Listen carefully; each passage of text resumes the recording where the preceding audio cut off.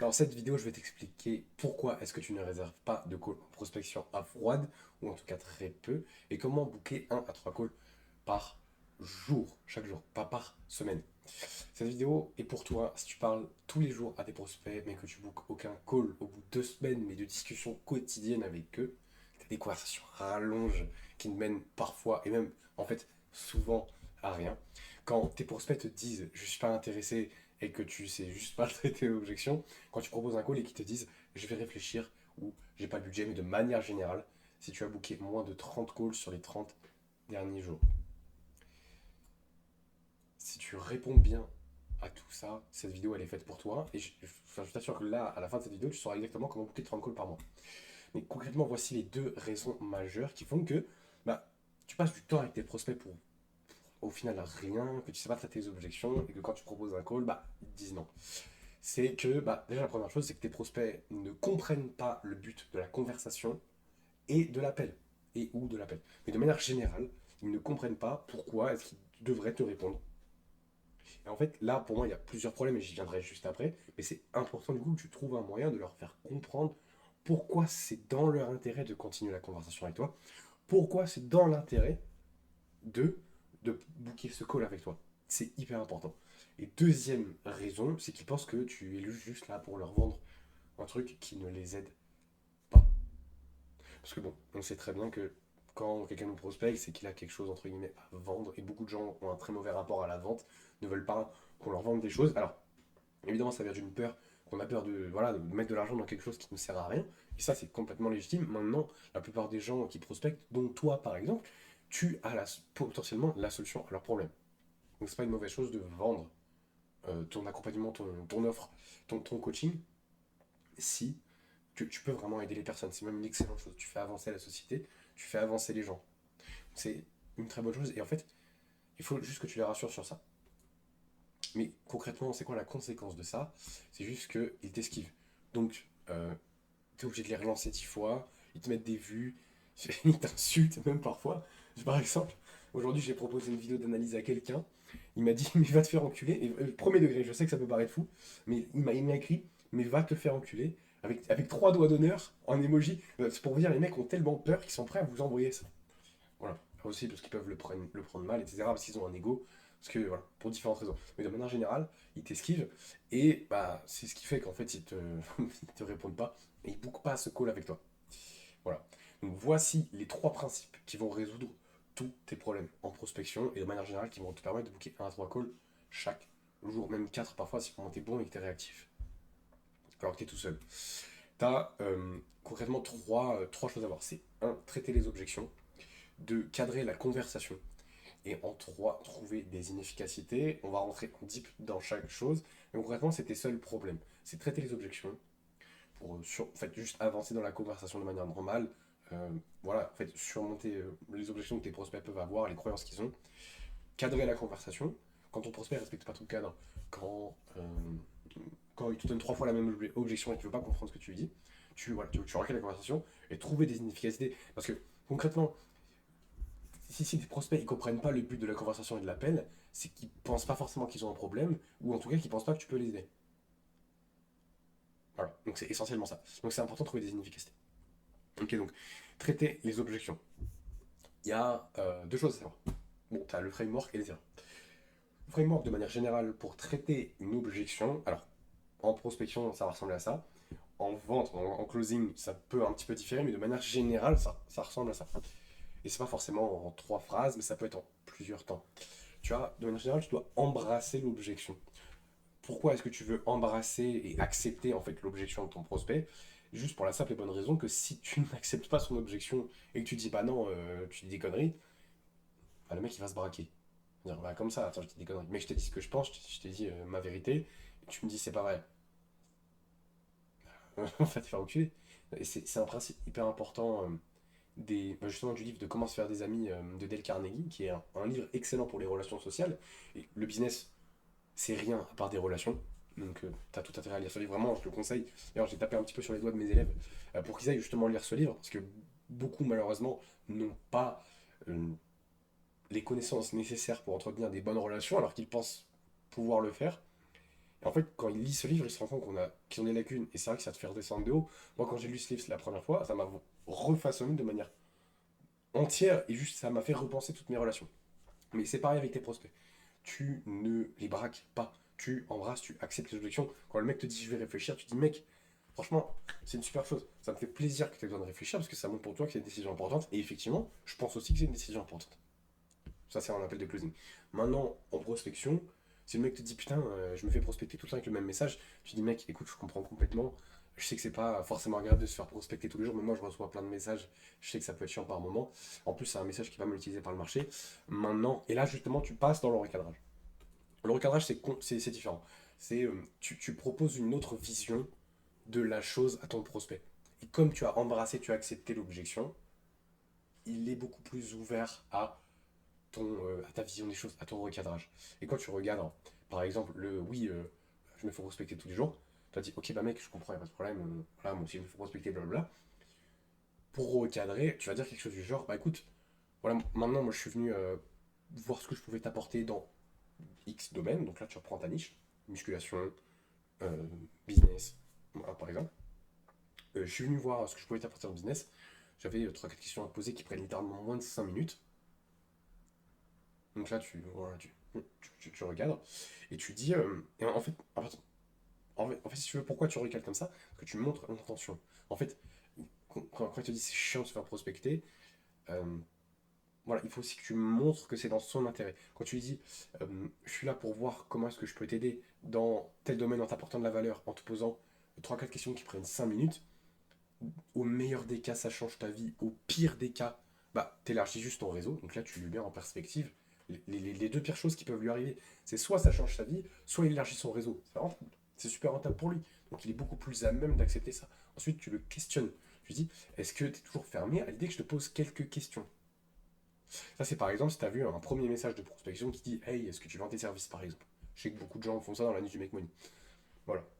Donc de bien général, c'est comme ça que tu vas traiter une objection en prospection. Maintenant, il y a des erreurs à éviter, j'en ai déjà parlé. C'est il ne faut jamais affirmer, parce que, alors surtout en prospection, parce que tu ne comprends pas l'entièreté de la situation de ton prospect. Donc tu ne peux pas affirmer des choses. En fait, pourquoi affirmer? Parce que, en fait, c'est pas vraiment affirmer, c'est supposer. Parce qu'en affirmant, tu fais souvent des suppositions. Et le problème, c'est que ça braque ton prospect. Parce que si tu fais une supposition, si tu affirmes quelque chose qui est faux et qui est en contradiction avec sa réalité, tu vas le braquer. Mais moi, si je te dis, si tu penses que tu es un mec super discipliné et que je te dis, attends, excuse-moi, j'ai un peu shooté le micro. Si tu penses être un mec super discipliné et que je te dis, non, mec, là, t'es juste un gros branleur, tu vas le prendre super mal. En plus, si tu m'as pas expliqué, enfin, si je comprends pas dans l'entièreté ta situation, excuse-moi, si je comprends pas dans l'entièreté ta situation, tu vas te dire, mais attends, mais est-ce qui ce connard qui me dit que je suis pas discipliné là? Mec, je me lève tous les matins à 6 heures et tout, je suis David Goggins. Tu vas te braquer. Alors que si tu me dis l'entièreté de ta situation et que tu penses que, enfin en tout cas, que tu penses que je suis capable de t'aider et que tu as envie d'atteindre ma situation, si je te dis, bah non, là t'es juste un gros flemmard, t'es beaucoup plus à même de m'écouter, même si j'affirme, parce que je connais l'entièreté de ta situation et tu veux atteindre ma situation. Mais de manière générale, tu n'affirmes pas. Ensuite, erreur à éviter, c'est laisser le prospect esquiver la question. Faut surtout pas faire ça. À partir du moment où tu lui poses une fois la question, s'il répond à côté, tu lui reposes la question. Tu embrasses, tu recadres, tu te questionnes encore. Et tant qu'il n'a pas répondu, tu lui reposes la question. Dernière erreur, vraiment principale, hein, il y en a d'autres, mais vraiment, je vais essayer d'être le plus concis. C'est recadrer moins de 3 fois s'il donne toujours la même objection. Alors, tu peux essayer sous différents angles, mais au bout d'un moment, s'il te donne 3 fois, s'il te donne plusieurs fois la même objection, tu recadres. Tu ne peux pas te permettre de laisser passer ça. Parce que s'il te donne 3 fois la même objection, c'est qu'il n'a pas compris ce que tu dis. Donc là, il faut que tu recadres. Tu dis ce que tu lui penses. Et justement, ça tombe super bien parce qu'on passe à la partie cadrer la conversation. Euh, Quand le faire?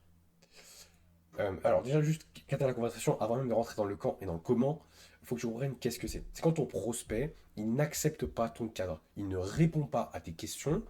Il fait, se moque de toi, il est réticent à l'idée de répondre à tes questions ou d'aller plus loin ou il te ghost parce que justement il ne peut pas rentrer dans ta frame, dans ton cadre. Et justement, recadrer les choses lui permet de le faire re-rentrer dans ta frame et d'avancer dans la conversation. Ta frame, c'est ton cadre, si tu préfères. C'est ta réalité, la manière dont tu vois les choses. Tu lui envoies un message pour l'aider. Voilà. Et s'il ne le comprend pas, il faut que tu regardes jusqu'à ce qu'il comprenne. Donc, quand le faire? Justement, s'il donne plusieurs fois la même objection, il faut que tu regardes. Tu dis, mec, écoute, voilà, ça fait plusieurs fois que tu me dis ça. Enfin, en fait, même pas. En fait, de manière générale, en fait, faut que tu fasses un peu comme ici. Mais je t'explique après. En fait, tu utilises justement le framework pour de traitement d'objection pour recadrer. Ça permet que le prospect ne se braque pas. Parce que quand tu vas recadrer, en fait, tu vas lui proposer un changement de perspective. Le problème, c'est que si tu lui envoies dans la gueule comme ça, il va se braquer. Il va essayer de se défendre. Il va dire non, non, non, c'est trop douloureux, je veux pas changer. Alors que si tu embrasses, que tu, que tu recadres et que tu questionnes, on peut pas vraiment être en désaccord avec toi. Parce que justement, tu finis avec une question et tu embrasses la chose. On peut pas être en désaccord avec une question, on peut pas être en désaccord avec quelqu'un qui accepte. Voilà. Donc, de manière générale, c'est s'il donne plusieurs fois la même objection, s'il refuse de donner une inefficacité, justement, c'est ça, c'est ce qu'on va voir après, mais s'il refuse de dire qu'est-ce qui va pas, bah, c'est un manque de cadre. Enfin, c'est qu'il va pas rentrer dans ton cadre. Il veut pas te dire ce qui va pas, pour plusieurs raisons, justement. Après, c'est à toi de comprendre aussi pourquoi. Là, dans la plupart des cas, s'il veut pas te donner une efficacité, c'est pour. T'as deux choses. C'est soit il n'est pas conscient, donc c'est son niveau de conscience qui pose problème, il sait pas vraiment ce qui lui pose problème, soit il sait pertinemment que si il te donne une inefficacité de ce qui va pas chez lui, là, tu vas pouvoir aller plus loin dans la conversation et potentiellement pouvoir l'aider. Ça veut dire lui vendre quelque chose. Et du coup, il se protège comme ça. Mais dans ces cas-là, il faut recadrer. Et dernière chose, c'est quand il est dans l'ego. C'est surtout ces cas-là que je retrouve le plus souvent. Je vais pas donner des choses qui sont impertinentes pour l'instant. C'est surtout ces cas-là. C'est dans l'ego, si le mec il se convainc qu'il n'a pas besoin d'aide, mais parce qu'il est dans l'ego, il pense qu'il est le meilleur, là, il faut que tu recadres. Comment le faire? La première chose que tu vas faire, c'est mettre dans le cortex préfrontal. Qu'est-ce que ça veut dire? Avant de recadrer la personne, il faut que tu arrives à lui dire, mec, est-ce que tu m'autorises à te dire ce que tu as besoin d'entendre et pas ce que tu as envie d'entendre pour progresser? Et là, tu viens de mettre dans le cortex préfrontal.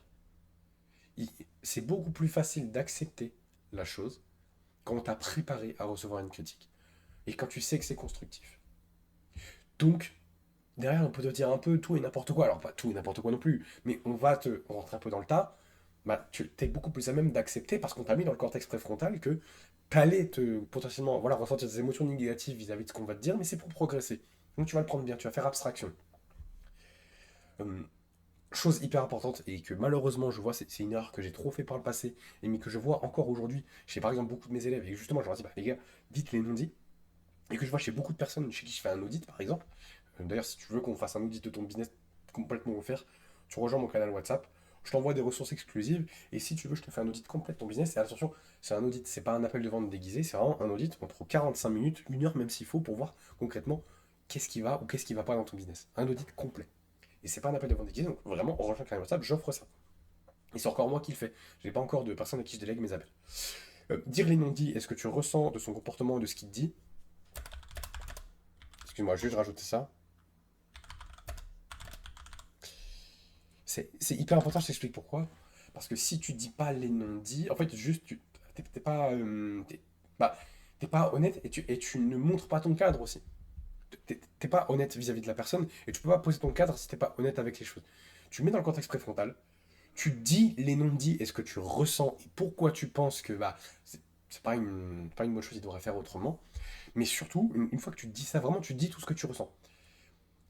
Et en fait, pourquoi est-ce que tu dis ce que tu ressens et pas tu affirmes? Parce que, pareil, quand quelqu'un te dit, voilà, mec, je ressens que tu agis comme ça parce que ça, t'es beaucoup plus à même d'accepter la chose, encore une fois, parce qu'il n'a pas dit, mec, t'agis comme ça parce que ça. Il t'a dit, non, mec, je ressens que.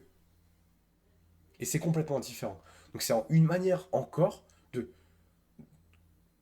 faire en sorte que ton prospect accepte encore plus ton cadre, en fait, et ton recadrage de manière générale. Et en fait, tu lui. Il faut absolument que tu lui expliques avec le framework euh, que c'est pour lui qu'on discute. En fait, avec ce framework-là, du coup, embrasser, regarder, questionner, de manière générale, quand tu veux recadrer quelque chose, c'est un peu ce que j'appelle méthode sandwich, mais de manière générale, c'est juste le framework embrasser, recadrer, questionner. C'est tu acceptes, en fait, tu acceptes, tu dis quelque chose d'assez neutre ou même de plutôt positif pour la personne, tu acceptes, tu comprends l'objection, tu dis mec, écoute, je comprends, il n'y a pas de problème. Maintenant, et là, tu passes au recadrage, et ensuite tu poses une question, et tu finis sur quelque chose de plutôt positif. Comme ça, tu fais un sandwich. C'est beaucoup plus facile quand tu commences par une bonne note, et quand tu finis par une mauvaise note, même si au milieu, il y a un gros pavé qui te dérange. Parce qu'on se base souvent sur En fait, on se base beaucoup sur la première impression et la dernière impression, et jamais sur ce qu'il y a au milieu. Mais en fait, justement, ce qu'il y a au milieu, c'est important, et du coup, il est beaucoup plus à même d'accepter ça, juste parce que ça commence et que ça finit bien. Du coup, c'est important que tu mettes dans le cortex préfrontal pour le préparer à recevoir ton cadre, tu embrasses, tu recadres, tu questionnes. Et en fait, ça fait que tu montes en leadership. La personne accepte ton cadre, et c'est hyper important, et je sais que c'est une erreur que beaucoup font, et tu l'as fait déjà probablement. Dernière chose, en vrai, ça c'est je pense que c'est la partie la plus chill, la plus facile, mais que en fait beaucoup ne font pas, je trouve, en prospection, en tout cas galère. Parfois, je me fais prospecter par des personnes et je vois qu'ils n'arrivent pas à trouver les inefficacités. Pas que je le fasse exprès, mais que même moi, je ne sais pas comment ils peuvent m'aider. J'aimerais bien, voilà, leur dire ce qui va pas, même s'ils me posent pas les bonnes questions, je vais pas forcément leur parler, leur raconter ma life. Donc je sais, alors que c'est des mecs qui font plein d'argent, et même plus que moi, mais ils savent pas trouver d'inefficacité, du coup ils me ramènent pas en call. C'est dommage. C'est dommage pour eux. Donc trouver une inefficacité, c'est hyper important. Euh, pour ça, de manière générale, en fait, une inefficacité, qu'est-ce que c'est? C'est un endroit dans ton domaine d'expertise où ton prospect a besoin d'aide, concrètement. Et du coup, tu peux l'aider. Ça s'appelle une inefficacité. C'est là où est-ce qu'il est inefficace. Et comment trouver des inefficacités? Parce que c'est le plus important et c'est en fait derrière ce qui justifie l'appel. Hein, c'est ça, hein, c'est que tu as trouvé une inefficacité, c'est ça qui justifie l'appel. C'est justement, tu vas résoudre l'inefficacité de ton prospect euh, en appel. Mais il faut la trouver. C'est important. Donc, question d'inefficacité, moi par exemple, ce que je fais, si je sais pas, si je fais un message de prospection extrêmement simple, par exemple, premier message de prospection, hey, tu vends toujours tes services, j'apporte mon cadre. Justement, ah oui, voilà, c'est ça que je voulais dire. Euh, justement, avant même de trouver des inefficacités, ça c'est bien que j'y pense, c'est que tu lui expliques pour lui, que tu expliques pour lui avec le framework que c'est pour lui qu'on discute, littéralement. J'écris deux fois. Tu expliques avec le framework que c'est pour lui qu'on discute. Je lui dis, voilà, pour être totalement transparent avec toi, je t'ai contacté pour connecter avec toi et voir comment je pouvais t'aider dans le business et t'apporter de la valeur de manière offerte. J'ai deux, trois questions pour toi qui prennent 5 minutes maximum. Est-ce que tu es fermé à l'idée que je te les pose? Une fois qu'il a dit oui, ok, ok, super, t'en es où dans ton parcours dans X domaine? Là, il va dire où est-ce qu'il en est. Par exemple, dans le business, il va me dire si où est-ce qu'il en est dans son business, il va me dire s'il a déjà eu des clients. Et même, il peut déjà me donner des inefficacités s'il faut. Excuse-moi, je suis un petit peu malade. Par exemple, dans le business, je sais que je contacte beaucoup de personnes qui n'ont pas forcément encore eu leur premier client, mais qui ont déjà leur activité, enfin, en tout cas, qui essaient de faire marcher ça. Du coup, je leur demande, ok, est-ce que tu as déjà pu avoir tes premiers clients ou pas? Et là, si il me dit oui, par exemple, ou si, non, par exemple, s'il me dit non, je lui dis, ok, bah, qu'est-ce qui t'empêche du coup d'avoir ces premiers clients, tu penses, selon toi? Et là, il va me dire, ah bah, peut-être que j'ai besoin de ça, j'ai besoin de ça, j'ai besoin de ça, machin. Ou par exemple, si t'as dit, oui, j'ai déjà eu mes premiers clients, je dis, ah, c'est ok, trop stylé. Et du coup, toi, bah, sur une échelle de 1 à 10, ah, à combien tes compétences en domaine sont optimisées? Par exemple, moi je sais que je veux dire, bah, tes compétences en acquisition sur Instagram sont optimisées. Et il va me dire, ah bah, ouais, 8 sur 10, 7 sur 10, 6 sur 10, même 2 sur 10 parfois. Et là, tu dis par exemple, bah, quels seraient les X points manquants, les 3 points manquants pour passer à 10 justement? Et là, il va dire, ah bah, ce serait ça, ça, ça. Et il va donner des inefficacités. Quels sont tes plus gros challenges actuellement dans ton business, dans ton parcours en musculation, dans ton parcours de nutrition, dans ta nutrition, ou dans... je sais pas, en fait, peu importe, ça dépend vraiment des niches, mais de manière générale, il faut que tu poses des questions... en fait, des questions qui relèvent des inefficacités. Et s'ils ne donnent pas d'inefficacité, bah, t'as plusieurs choix. Moi, je trouve que cette question, elle est géniale. C'est par exemple si le prospect te dit ah, j'ai besoin de faire plus de vues pour trouver des clients. Ça, c'est un exemple pour moi. J'ai besoin de faire plus de vues pour trouver des clients. Ok, je comprends. Oui, c'est vrai que ça pourrait t'aider de faire plus de vues. Maintenant, bah, comment t'expliques que j'arrive à faire X milliers d'euros par mois sans faire de vues? Et là, il va se dire lui-même, ah bah oui, c'est vrai que bah, du coup, c'est vrai parce que tu as une méthode différente. Justement, tu fais peut-être avec d'autres moyens qui marcheraient. Et là, il est déjà ouvert en fait à te donner une efficacité et à voir que ça marche pas pour lui. Mais de manière, ensuite, s'il te donne pas d'objection au bout, même après ce genre de questions par exemple, bah là, faut recadrer. Parce qu'en fait, c'est juste qu'il veut pas. Voilà, justement, il refuse de donner une efficacité. Important de recadrer la chose. Voilà. Ensuite, voilà, une fois que tu as une efficacité, comment est-ce que tu vas faire en sorte de ramener en appel? La première chose, c'est apporter de la valeur sur l'inefficacité. C'est plus qu'important parce que c'est une démonstration de compétence et ça reste, en fait, ça reste un échantillon déjà de l'appel que tu vas avoir avec lui, mais aussi un échantillon de ton accompagnement et de la valeur que tu vas lui apporter de manière générale. Donc pour ça, moi, ce que j'aime bien faire, c'est un vocal et lui envoyer une vidéo YouTube. Bah, c'est ce que je fais.